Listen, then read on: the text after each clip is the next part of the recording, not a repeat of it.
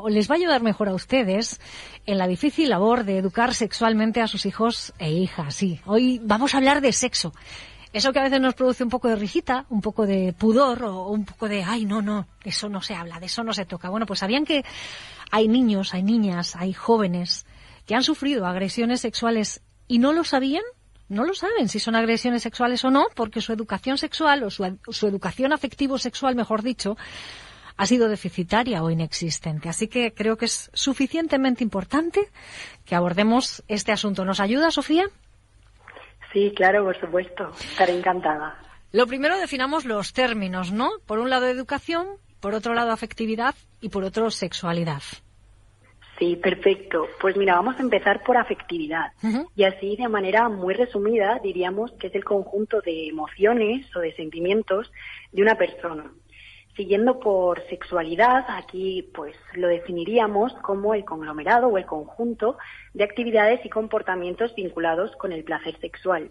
Y ya por último tendríamos el término de educación. Los que nos estén escuchando dirán, no hace falta, ¿no? Todos sabemos lo que es la educación. Bien, pero quiero hacer un pequeño matiz, y es que no solo existe un tipo de educación, sino que hay varios. Y hoy me quiero centrar en dos de ellos, ahora lo entenderéis.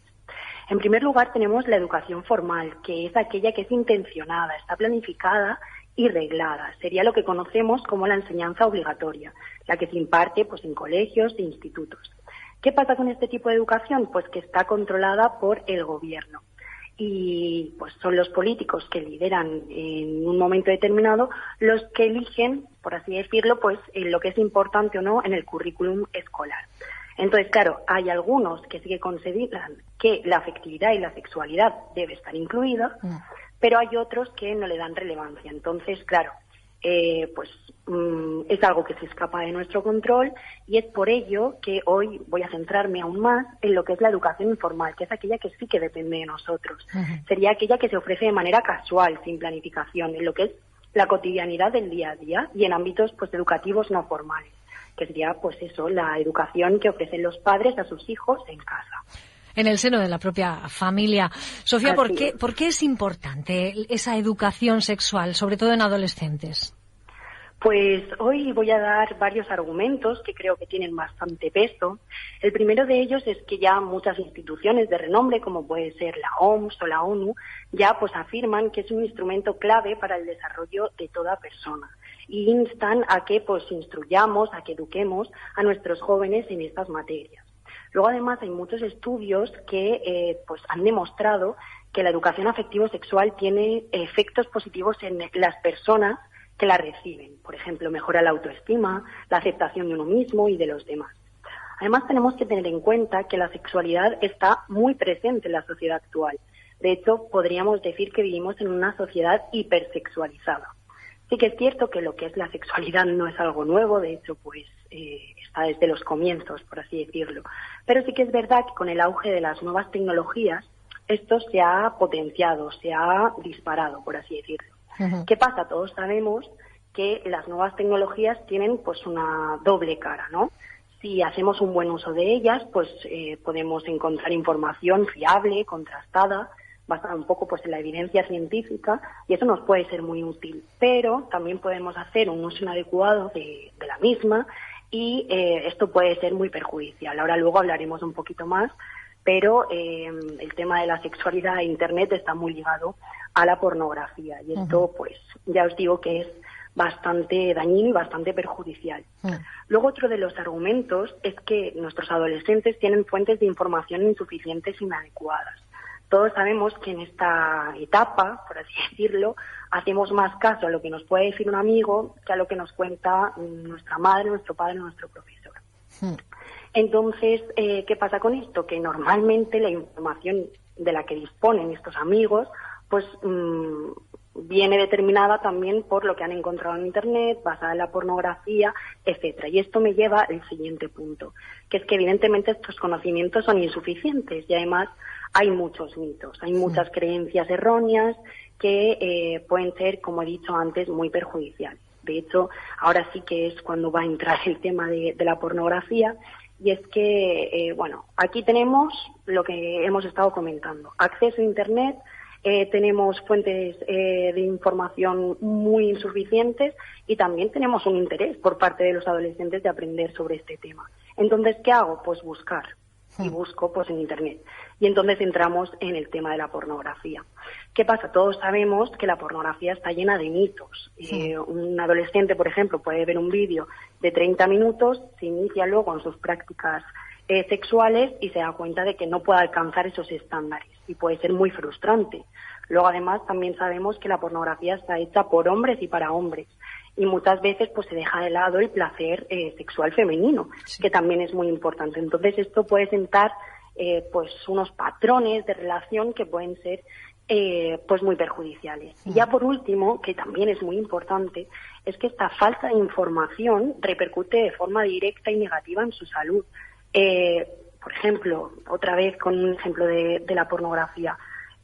No hay vídeos en los que aparezca el actor poniéndose un preservativo, por ejemplo. Entonces, claro, esto llevado a la práctica real puede traducirse en múltiples infecciones de transmisión sexual, en embarazos no deseados y claro, esto también es un problema y muy grave. Algo que quiero decir aquí es que sí que es importante instruir a nuestros adolescentes en métodos de protección, métodos anticonceptivos, pero no es suficiente. Como hemos dicho, hay muchos mitos, hay muchas creencias erróneas en las que también tenemos que trabajar y eso pues es tarea un poco de profesores y sobre todo de padres. Y una duda que me surge, porque estás hablando de adolescentes, has utilizado el término jóvenes también, pero claro, a los padres, madres, nos surge siempre la inquietud de decir, vale, quiero hacerlo y además, tras escuchar a Sofía más aún, es necesario, pero ¿cuándo empiezo? O sea, sobre que el tema ya nos da bastante miedito, nos atemoriza un poco y no sabemos cómo tocarlo. ¿En qué momento debo tocarlo? ¿Cuándo empezamos con esta educación sexual o afectivo-sexual desde casa? Pues aquí la respuesta es clara, cuanto antes mejor. De hecho, hay materiales, se me ocurre un vídeo que creo recordar que se llama Ni París ni cigüeñas o algo así, que es incluso para niños de 3 a 5 años. Es verdad que es un tema que se tiene que tratar con total normalidad y no nos debe dar ningún pudor. Entonces ya os digo que cuanto antes mejor. Pero sí que es verdad que si tenemos que marcar, por así decirlo, una fecha en la que ya sea completamente imprescindible, sería a partir de los 10 años, sobre todo en ese periodo de 10 a 14 años. ¿Por qué? Porque es un momento fundamental en relación con los cambios puberales, el impacto psicológico que estos tienen y además, como has comentado antes, cuando tienen una mayor vulnerabilidad de sufrir abusos sexuales. Entonces, a esta edad es muy importante porque además hay muchos estudios que dicen que el nivel de conocimiento en estas edades es muy insuficiente. Y algo que también nos quería decir es que, aunque sí que es cierto que la edad media de inicio en las relaciones sexuales aquí en España se sitúa entre los 16 y los 17 años, esto no deja de ser un promedio, una media. Y hay personas que se inician antes. Entonces, una cosa que sí que quería dejar clara es que porque muchos padres dicen, pero ¿cómo yo a un niño de 10 años o de 11 años le voy a hablar de esto? Si es que no está preparado. Pues lo que sí que os quiero decir a estos padres es que no hablar del tema no provoca que estos adolescentes no se inicien en las distintas prácticas sexuales, sino que lo van a hacer desde el desconocimiento y la desinformación. Y como hemos visto antes, esto puede ser muy perjudicial, muy dañino. Claro, no se puede tapar el sol con un dedo, aunque nos parezca que ya no alumbra, el sol sigue dando calor y radiaciones, con lo cual hay que buscar el momento y hacerlo. ¿Cómo? Danos trucos, consejos, información para poder hacerlo de una manera saludable. Pues en primer lugar el trabajo empieza con nosotros mismos, ¿no? Hay mucho tabú en relación al sexo, no queremos hablar de este tema, es como un tema prohibido, ¿no? Entonces realmente tenemos que hacer un trabajo propio de normalizarlo, de tratarlo como cualquier otro tema e intentar abrirnos nosotros mismos antes de evidentemente pues tratarlo con nuestros hijos. Vamos a imaginarnos que no nos vemos todavía preparados como para sentarnos con nuestro hijo, con nuestra hija y hablarle de este tema. Pues podemos utilizar libros. Ahora, por ejemplo, se me ocurre uno que se llama Sexperimentando, todo lo que nos atreven a contarte, que pues está destinado para niños, para adolescentes y pues podemos comprarlos, lo podemos dar para que ellos pues puedan leer e informarse, pero de fuentes que sean fiables y que cuando les surjan dudas pues no acudan a internet, sino a ese libro que está ya en casa. Y luego además pues ofrecernos a contestar pues algunas preguntas que les surjan. Te voy a dar este libro, si tienes alguna duda, alguna pregunta, no tengas pudor, me lo puedes preguntar. Y antes de ir a sus amigos, pues puede ser que recurran a nosotros y la información que le daremos seguramente sea mucho más fiable. Uh-huh. Y luego ya por último, abrirnos directamente, charlas, sacar el tema, un día en la mesa comiendo o una tarde, vamos a hablar de esto. Y vamos a poner ejemplos y que nos vayan haciendo preguntas, ver cuál es la información que tienen, la que disponemos nosotros, crear ahí un mini debate y pues nutrirnos, porque ellos a veces también saben mucho y ¿por qué no? Claro. Entonces, sobre todo, naturalizar este tema que ya te digo, es como cualquier otro y es relevante. Desde luego. Estamos hablando mucho de la educación sexual, pero yo decía al principio que íbamos a hablar de la educación afectivo-sexual, porque muchas veces van ligadas y me gustaría saber también la importancia de la educación afectiva en adolescentes, que son vínculos que tienen que establecer, que tienen que reforzar y que van muy ligados al sexo. Totalmente. De hecho, aunque sí que lo hayamos separado, por así decirlo, en la conversación que estamos teniendo, esto va muy ligado y esto se tiene que tener en cuenta. ¿Y por qué es importante? Porque si nos paramos a pensar, nadie nos enseña muchas veces de sexo, pero es que alguien se ha sentado a enseñar a querernos, por así decirlo, a construir esos vínculos y esas relaciones saludables. No, tampoco disponemos de esa información. ¿Qué pasa? Que volvemos a lo mismo. Tenemos conocimientos que son insuficientes y que además muchos de ellos están ligados a mitos. En este caso, pues tenemos los mitos del amor romántico. Y así, por ofrecer una pequeña definición, deciros que son el conjunto de creencias pues socialmente compartidas sobre la supuesta verdadera naturaleza del amor. ¿Qué pasa con estos mitos? Pues que dan lugar al establecimiento de relaciones pues basadas en la sumisión, normalmente y generalmente de la mujer, y la dependencia emocional. Y eso, pues evidentemente, es muy perjudicial. Además, pues estos mitos generan creencias que dificultan el establecimiento de lo que veníamos diciendo, de esas relaciones funcionales, o como hoy en día se les llama, sanas. Pues muchas veces provocan esa tolerancia a comportamientos que no deberíamos pues tolerar, que serían, como hoy se dice hoy en día, red flags, por así decirlo, ¿no? Que son abusivos y que no debemos permitir. Y entonces voy a agrupar los distintos mitos que hay en 4 grupos así grandes. El primero de ellos sería el de el amor todo lo puede, ¿no? Y aquí tenemos incluido el mito de la omnipotencia del amor, que lo que nos dice es que según este mito, pues los obstáculos internos o externos en la relación, por muy grandes que sean, no deben influir en la pareja, porque como nos queremos, pues tenemos que tolerarlo todo y podemos hacer lo que nos dé la gana, porque al final no tengo por qué modificar algunas actitudes o algunos comportamientos que hago y que tengo contigo y que a ti te dañan, porque como me quieres, ¿no? Pues vamos para adelante. Y esto, ya os digo, es muy peligroso.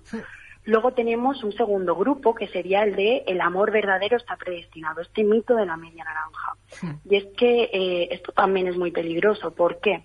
Porque la aceptación de esta creencia de he encontrado como a mi alma gemela, esta persona que me completa, ya no que me complementa, sino que me completa, pues nos puede llevar a 2 caminos. Uno es un nivel de exigencia muy, muy elevado en la relación de pareja.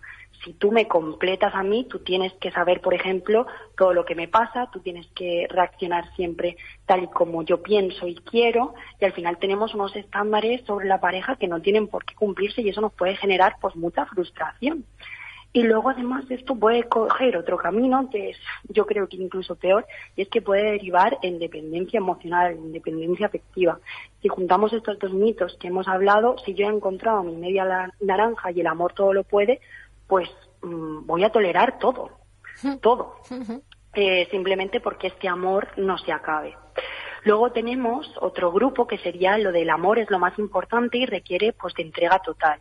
Esta falacia de la entrega total que pues, nos dice que el motor de nuestra vida es el amor de pareja. Esto nos puede hacer descuidar otras facetas que también son muy importantes, como pueden ser pues nuestras amistades, nuestra familia, nuestro trabajo, el dejar de lado incluso pues aspiraciones o sueños simplemente por seguir a nuestra pareja. Eso pues también es muy peligroso. Y luego tenemos el cuarto grupo, que sería el del amor es posesión y exclusividad. ¿Cuántas veces no Loli hemos escuchado esto de es que si no siento celos es que no lo quiero, o es que si no me cela, por así decirlo, es que no le importaré tanto? O al contrario, ¿no? Tienes celos porque es que como me quiere más que nada en el mundo, claro, cualquiera que se me acerque, cualquiera que me hable, que me toque, pues claro, le da celos, es normal y es un síntoma de tanto amor, ¿no? Es su mayor demostrador. Amor, por supuesto. Pues esto es muy peligroso porque muchas veces queda lugar pues a comportamientos de control, de cohibir a la pareja, y aunque sí que quiero hacer aquí un matiz, y es que los celos son válidos. Tampoco quiero venir aquí a criminalizarlos, a decir, no, por Dios, si tu pareja dice que siente celos, déjala. No, por supuesto que no. Son una emoción y es una emoción válida. El problema viene cuando no sabemos gestionarlo. Si hay algo que me ha molestado y he sentido esa emoción, me siento con mi pareja, lo hablo tranquilamente y encontramos una solución. Pero no podemos identificar los celos con es que me quiere mucho. No. Está bien sentirlos y son completamente válidos, pero no hagamos esa fusión de amor y celos, por favor. Esto es muy importante. Y eso me lleva a la segunda conclusión, y es que si no educamos a los adolescentes en todo esto, nos arriesgamos a que caigan en estas relaciones que hoy en día se llaman tóxicas, que estén, pues eso, gobernadas por el control, la dependencia, la sumisión. Así que, por favor, importante es el sexo, pero también la afectividad. Entonces vamos a tratar todas estas cosas. Claro, ¿y cómo las tratamos? Ponnos deberes. ¿Cómo tratamos el tema de la afectividad? ¿Cómo lo trabajamos con nuestros hijos e hijas? Pues, como he dicho antes, esto también empieza por nosotros mismos. Al final, estos mitos están muy, muy arraigados y hemos crecido con ellos. Entonces, ¿hasta qué punto nosotros también estamos a favor de algunas de las cosas que hemos dicho? Tenemos que también ser un ejemplo. De nada me sirve hablar del tema de los mitos de los celos, de que el amor no es posesión, etcétera, y luego, por ejemplo, yo desconfío de mi pareja y se mete a la ducha, por ejemplo, y yo delante de los hijos me pongo a rebuscar entre su móvil. Pues en primer lugar, pues eso, mirar si nosotros también nos creemos algo de lo que hemos comentado y ser un ejemplo. Luego, además, también tenemos libros. Ahora, por ejemplo, se me ocurre uno que acaba de salir hace muy poquito, pero que puede ser muy interesante para todas las edades, que se llama Me quiero, te quiero, de María Esclapez, que es sexóloga. Luego, además, tenemos que tener en cuenta de dónde surgen, ¿no?, estos mitos. Muchas veces de pues las novelas, las canciones, el cine. Yo no sé cuántas veces, por ejemplo, llevándomelo a adolescentes, hemos idealizado la relación que pues, se producen a 3 metros sobre el cielo con Mario Casas, H y Babi. Y es una relación completamente tóxica. Entonces, pues aprovechar en momentos en los que a lo mejor estemos viendo algo parecido con nuestros hijos y con nuestras hijas y pues ponerles el propio ejemplo. Esto es película, esto es ficción, no lo tenemos que llevar a cabo en nuestra vida real. Y luego ya por último, una cosa que se me ocurre que creo que puede ser interesante, podemos sentarnos con nuestros hijos y ir dándoles ejemplos y hacer una lista de límites. Cuando estamos inmersos en una relación de pareja, muchas veces intentamos no ver cosas que son muy evidentes, ¿no? Entonces, si nosotros marcamos nuestros límites antes de estar en pareja, y si no, bueno, ya estando, pero qué cosas no toleraríamos y ya lo tenemos por escrito, pues va a hacer que cuando pasen algunas de esas cosas, pues ya, oye, que esto yo dije que no lo iba a tolerar. Y al menos la mosquita detrás de la oreja la vamos a tener. Entonces eso, sobre todo, y educar, y hablar, y dejar que nos hagan preguntas. Aunque a veces incluso podamos decir, uy, pues esto es una obviedad, pues es que a lo mejor no lo saben. Entonces, eso, abrirnos y hablar mucho, mucho con ellos de estos temas. Con naturalidad y sin nervios. Y hay veces que esto se dice muy fácil, pero cuesta. Yo les voy a añadir una más con el permiso de Sofía, un tip Por más supuesto. o un consejo, y es que si les cuesta, si han entendido, porque yo lo he hecho absolutamente, todo lo que Sofía Payá nos ha contado y lo han interiorizado, ahora el siguiente paso es ponerlo en práctica. Si nos cuesta, pues hay veces que nuestros hijos e hijas reciben mejor la información de un profesional de la materia que lo de sus propios padres y madres. Compartan el podcast de este programa y digan, mira, vamos a sentarnos a escuchar esto porque escuché esto en la radio y me interesó. Y a ver si a ti te interesa. Y a partir de ahí quizás sale la charla, ¿no? ¿Por qué no? Es una cosita por supuesto, más claro que sí. para volver a empezar. Puede ser un muy buen recurso. Hay podcasts como este y otros que hablan de todos estos temas y que son muy interesantes, por supuesto. Pues les invito a que... por tu consejo, Liz, que me había pasado No, gracias a ti por la lección magistral que nos has dado y porque nos puede ser de muchísima ayuda para romper esa barrera invisible a la que tanto miedo le tenemos de hablar de sexualidad y de afectividad, que tan vinculada va con ella a nuestros peques y adolescentes. Pero es tan necesario que ha quedado patente gracias a tus consejos e información. Sofía Payá, nuestra